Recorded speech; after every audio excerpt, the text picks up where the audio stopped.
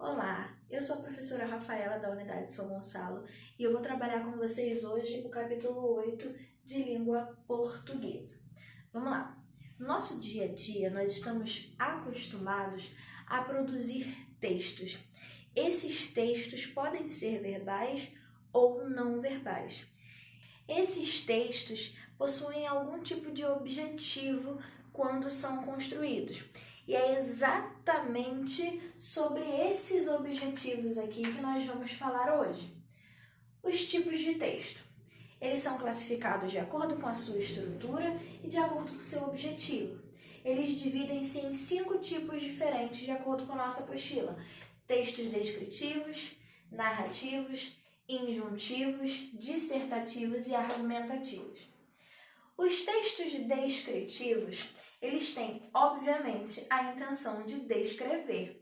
E essa descrição pode ser feita sobre um objeto, por exemplo, sobre um sentimento, um estado e assim por diante, ok? Esse tipo de texto, ele também exercita os 5 sentidos. O que a gente precisa para fazer a descrição de alguma coisa? Observar, sentir e assim por diante, ok? Além disso, pode apresentar aspectos físicos ou psicológicos. Quando eu faço uma descrição, eu posso descrever aquilo que eu estou observando ou eu posso ir um pouco além disso, né? Eu posso descrever uma característica, eu posso descrever um jeito, ok? Então, é sobre isso que o texto descritivo vai fazer. Normalmente, a gente não encontra um texto totalmente descritivo. Essas descrições, elas vão aparecendo dentro de textos narrativos, ok? Então, é muito comum que nós estejamos lendo um livro e no meio desse livro apareça a descrição de um personagem, por exemplo, né? Ela tem cabelos negros, ela tem olhos verdes e assim por diante, tá? Então, isso é comum que apareça dentro de narrativas, tudo bem? Bom, a descrição ela se divide em 2 diferentes tipos, a descrição objetiva e a descrição subjetiva. Quando eu falo de descrição objetiva, eu estou falando de um tipo de descrição que é denotativo, que vai apresentar para a gente detalhes de determinadas cenas, ok? O que a gente consegue enxergar, o que a gente consegue ouvir, coisas que estão ali aparentes para todo mundo, diferentemente da descrição subjetiva. A descrição subjetiva, ela vai apresentar ali uma impressão do autor em relação àquilo. Então, vai muito além do que a gente consegue ver, né, do que está em comum para todo mundo, ouvir, enfim. Aquilo vai acrescentar algo pessoal do determinado autor daquele texto, ok? Então, a diferença entre descrição objetiva e subjetiva. A descrição objetiva, ela é denotativa e a descrição subjetiva, ela é mais conotativa, ok? Ela vai dar impressão do autor em relação a determinada cena, tudo bem? É muito importante a gente lembrar que não necessariamente vai existir uma descrição totalmente objetiva ou totalmente subjetiva. Normalmente, nós como autores, né, desses textos, nós tendemos a acrescentar ali as nossas impressões sobre aquela cena, ou sobre a aparência de alguém, enfim. Então, normalmente, existem tons subjetivos em descrições objetivas e vice-versa. Então, é muito importante a gente não tomar isso como regra. Somente objetiva ou somente subjetiva. Não, pode acontecer dessas coisas acabarem se misturando ali dentro do texto. Tudo bem? Bom, gente, além de tudo isso que eu falei, nós temos dentro da descrição alguns elementos gramaticais, tudo bem? Porque a gente precisa visualizar aquilo que está sendo descrito por aquela determinada pessoa. Então, esses elementos são aqueles que vão permitir que essa visualização aconteça. Quando eu uso adjetivos, quando eu uso metáforas, quando eu uso comparações, eu permito que o outro alcance a visão que eu tenho ali daquela determinada imagem, tudo bem? Então, se eu falo que ela é bela como uma flor, que ela é delicada como uma flor, essas comparações vão ajudar o outro a visualizar aquilo que eu estou querendo dizer sobre o outro, ou sobre aquela determinada imagem, enfim, ok? Bom, coloquei aqui pra gente um exemplo de texto descritivo. Vamos lá? Isadora tem cabelos castanhos e crespos. Atualmente, está cursando letras na UERJ e fazendo estágio em uma escola bilíngue. É uma jovem inteligente, esforçada e corre atrás dos seus objetivos. Primeiro, aqui nós claramente temos um texto descritivo, né? E a descrição, ela acontece aí sobre Isadora. Então eu falo para vocês que ela tem cabelos castanhos, né? E além de castanhos, são crespos. Essa é uma descrição objetiva, tudo bem? É uma coisa que todo mundo consegue perceber sobre Isadora. Além disso, ela está cursando letras na UERJ e também fazendo um estágio em uma escola bilíngue. Pessoal, essa parte aqui permanece sendo objetiva. Eu estou falando sobre algo que é real, que está acontecendo ali na vida de Isadora. Não são minhas impressões em relação a ela, mas sim algo que realmente acontece, tudo bem? E aí depois disso eu falo assim, é uma jovem inteligente, esforçada e corre atrás dos seus objetivos. Bom, nesse momento aqui, eu insiro a minha percepção em relação a Isadora, ok? Porque eu estou falando das minhas impressões sobre ela, que ela é uma jovem inteligente, que ela é uma jovem esforçada e que corre atrás de seus objetivos. Então, claramente nesse texto aqui, nós temos a primeira parte, que é uma parte objetiva, tá? E nós temos aqui uma parte subjetiva, tudo bem? Então esse exemplo ele vai trazer para nós esses dois tipos de descrição, a descrição objetiva e a descrição subjetiva, ok? Bom, nós falamos sobre o texto descritivo e agora a gente vai continuar aqui com o texto narrativo. O texto narrativo tem como objetivo contar, narrar, relatar fatos, tudo bem? Sendo reais ou imaginários. Então, quando eu conto como foi o meu dia, quando eu conto uma história da minha infância, tudo isso vai se caracterizar como um texto narrativo. Mas para que eu possa construir um texto narrativo, eu preciso de determinados elementos, ok? O primeiro elemento que nós temos aqui é o enredo. O enredo é o que vai trazer para a gente o encadeamento dos fatos que estão sendo narrados.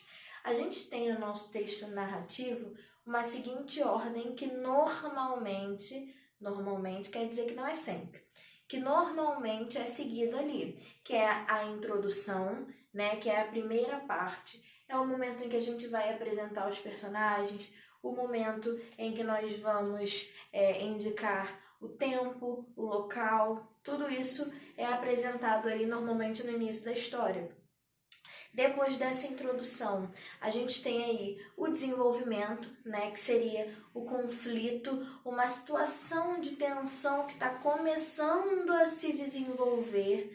É aí que a gente começa a perceber uma situação de tensão acontecendo ali no texto. Tá? E quando eu falo em texto, eu não estou falando somente no texto escrito, não, no livro que nós lemos, não. Eu estou falando numa novela, numa série. É o momento em que a gente vai ver a situação começar a se complicar ali e apresentar pra gente o clímax, que vai ser o ponto alto desse texto, ok? Que vai ser um momento de maior tensão.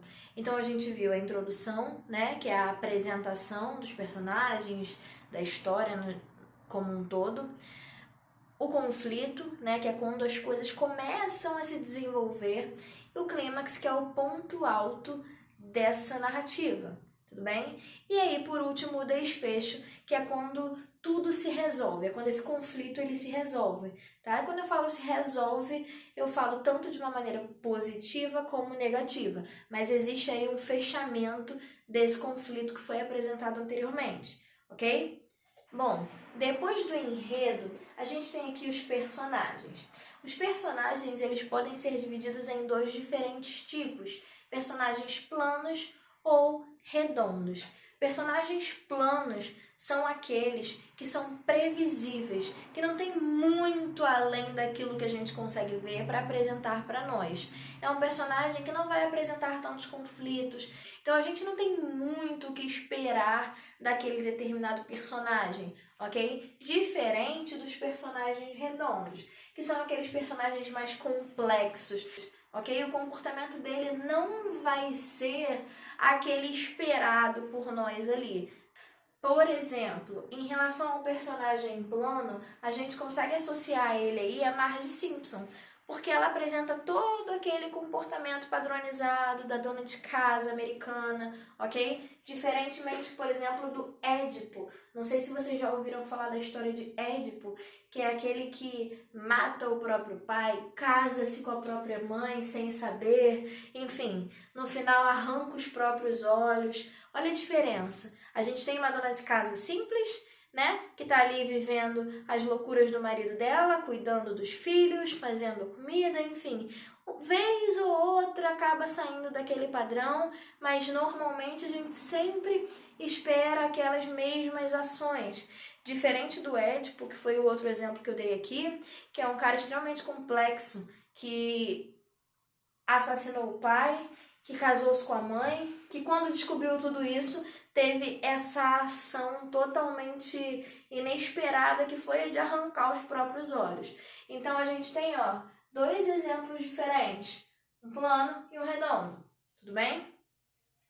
O tempo. O tempo ele pode ser cronológico ou ele pode ser psicológico. Quando eu falo de um tempo cronológico, eu estou falando dos dias, dos meses, das horas, ok?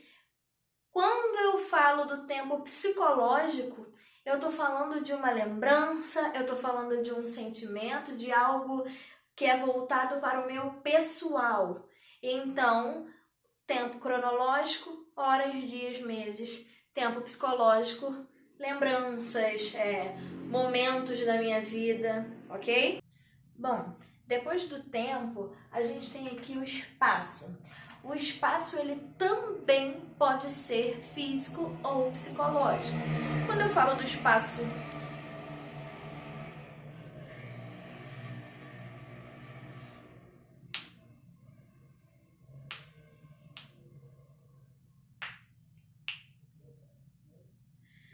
Quando eu falo do espaço físico, eu estou falando sobre aquele espaço onde a história está se passando, ok? O espaço real. Então, o espaço psicológico, ele não vai se tratar daquele onde a história está literalmente ali se passando naquele momento, tá? Mas ele vai trazer pra gente aí uma outra coisa, um espaço além daquele, alguma coisa relacionada ao sentimento daquele determinado personagem, tudo bem? Por último, a gente tem aqui o narrador. Nós temos três tipos de narrador. O narrador personagem, que é aquele que participa da história, então ele está narrando de dentro, ele viveu aquilo, ok? O narrador observador, que é aquele que não está vivendo, não está participando ali da história, mas ele narra a partir do que ele vê, do que ele consegue enxergar ali daquela história. E o narrador onisciente. O narrador onisciente, ele sabe tudo, ele conhece tudo. Ele conhece os lugares, ele conhece os personagens, ele sabe das lembranças, ele sabe inclusive o que está se passando nos pensamentos, né, na cabeça desses personagens. Então o narrador onisciente, ele é aquele que sabe tudo, consegue falar pra gente ali qualquer coisa que está acontecendo dentro daquela narrativa.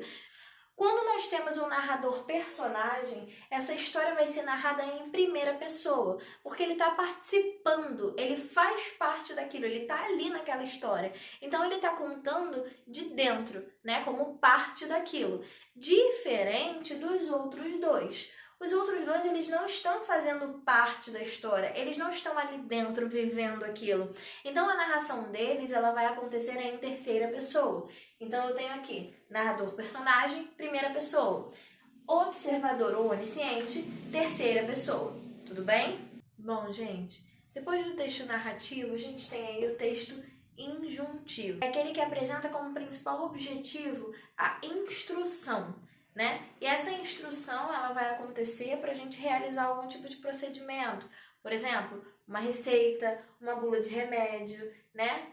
Esses textos estão presentes aí pra gente para fazer com que a gente consiga construir, desenvolver alguma coisa, ok? As principais características desse texto são a linguagem simples, né, que é aquela linguagem que vai atingir a todo mundo, e o uso de verbos no imperativo. O que é imperativo? É quando eu tenho aquele verbo que apresenta pra gente aí um pedido ou uma ordem. Bom, gente, para terminar, nós temos aqui nossos dois últimos tipos, que são a dissertação e a argumentação. Quando eu falo de dissertação, eu estou falando de um texto que serve para que eu exponha as minhas ideias, tudo bem? Então é um texto expositivo. Quando eu falo de argumentação, eu tenho como objetivo principal persuadir o leitor a respeito de alguma determinada tese. A argumentação, né, o texto dissertativo argumentativo, é o texto utilizado nos vestibulares atuais. Como a própria apostila já diz, os conceitos a respeito desses tipos de texto serão desenvolvidos, né, de uma maneira mais clara em redação. Mas aqui é só para a gente conhecer, né, só para a gente lembrar que eles existem, né, e que são dois diferentes tipos de texto. Os dissertativos, que estão expondo para a gente as ideias, apresentando para a gente essas ideias, e os argumentativos, que são aqueles que apresentam o objetivo de persuadir o leitor. A gente tenta convencer o outro ali a respeito daquela tese que nós estamos defendendo, ok? Bom, por hoje é isso. Eu espero que vocês tenham entendido. Até a próxima!